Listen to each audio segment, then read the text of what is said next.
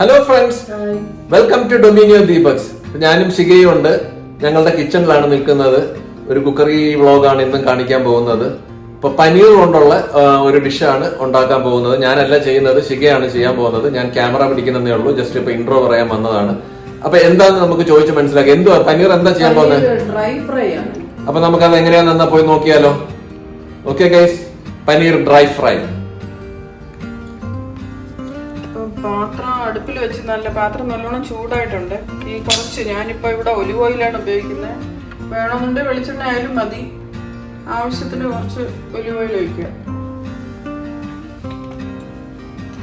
Olive oil അല്ലെങ്കിൽ നമുക്ക് സൺഫ്ലവറോ വെളിച്ചെണ്ണ അതിലോട്ട് ഒരു സവാള ഒരു തക്കാളി എല്ലാം ചോപ്പ് ചെയ്ത് വെക്കുക. ഒരു സവാള ഇട്ടു.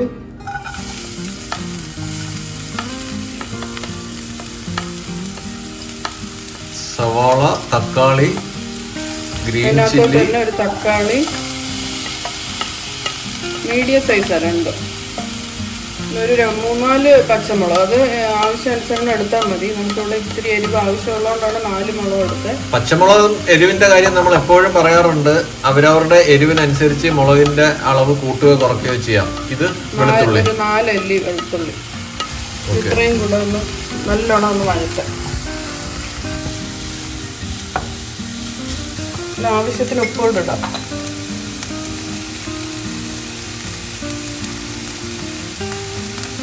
ഉപ്പ് ആദ്യമേ ഇടുവാണല്ലേ? ഇപ്പൊ ഉള്ളിക്ക് ആവശ്യമുള്ള ഉപ്പ് ഇടാം.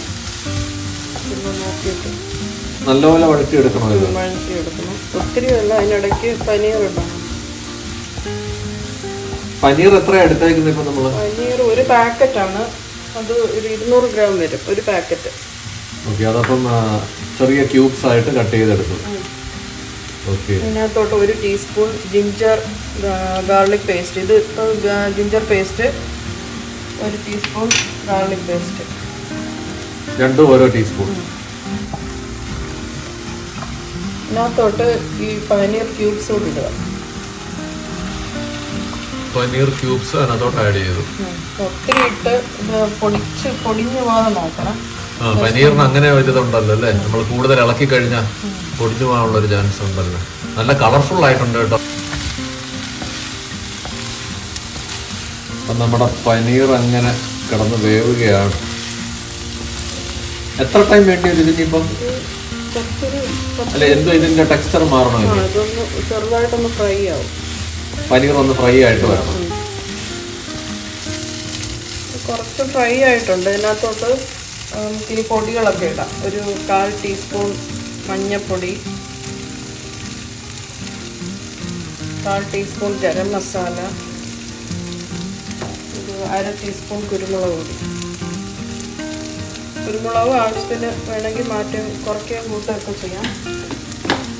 പിന്നെ ഇതിനകത്ത് ഇടുന്നതെന്ന് വെച്ചാൽ ഒറിഗാനോ കുറച്ചുണ്ട്, ഒരു 1/4 സ്പൂൺ ഒറിഗാനോയും റോസ്മേരി എന്ന് പറഞ്ഞൊരു സാധനം നമുക്ക് സൂപ്പർ മാർക്കറ്റിലെല്ലാം കിട്ടും.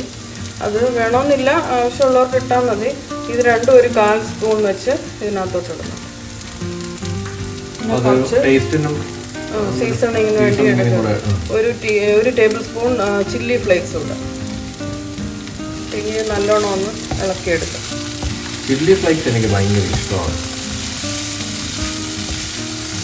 അപ്പൊ ഈ ഒറിഗാനോയും നമ്മുടെ റോസ്മേരി ഒക്കെ ആവശ്യം ഉണ്ടെങ്കിൽ ഇടാം അല്ലേ? ഇതിനൊരു ഒന്നുകൂടെ ഒരു ഇത് കിട്ടാൻ വേണ്ടിയിട്ട്, ഒരു മണവും ഇതൊക്കെ കിട്ടാൻ വേണ്ടിയിട്ട്. ടേസ്റ്റിനും വ്യത്യാസം ഉണ്ടാവുമല്ലോ ഒറിഗാനോ വരുമ്പോഴത്തേക്ക്. അതൊക്കെ വന്നപ്പോഴത്തേക്ക് അതിന്റെ കളറൊക്കെ ഒന്ന് ചേഞ്ച് ആയി. കുറച്ചുകൂടെ ഉപ്പ് ഇടേണ്ടി വരും. നമ്മൾ ആദ്യം കുറച്ച് ഉപ്പിട്ടതേ ഉള്ളൂ. ഇനി കുറച്ച് ഉപ്പും കൂടെ ഇടണം. അപ്പൊ നമ്മുടെ ഇൻഗ്രീഡിയൻസ് എല്ലാം ആയോ? ഇതിന് ഫ്രൈ ആയി വരണം.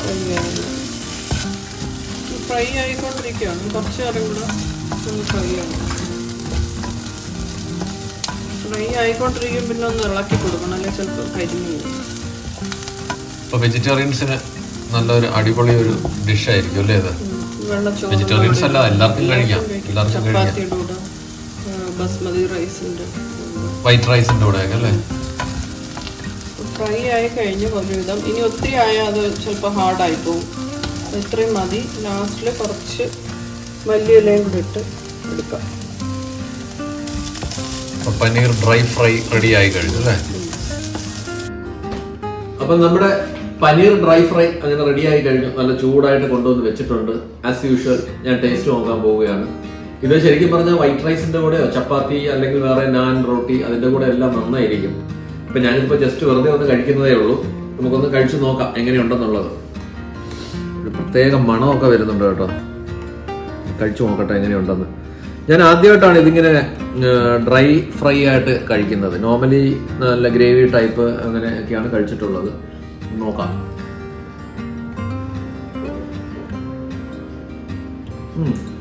അത് സോഫ്റ്റ് ആണ്. പുറമെ കുറച്ച് ക്രിസ്പി ആണ് കേട്ടോ. പക്ഷെ അകത്ത് നല്ല ജ്യൂസി ആണ്, സോഫ്റ്റ് ആണ്. എരിവൊക്കെ അത്യാവശ്യമുണ്ട്. ശരിക്കും നോർമലി നമ്മൾ പനീർ തിന്നുമ്പോൾ പനീറിന്റെ ഒരു ടേസ്റ്റ് ഇങ്ങനെ മുമ്പോട്ട് വരുന്നില്ല. ഇതിനകത്ത് ഇപ്പൊ അങ്ങനെയല്ല.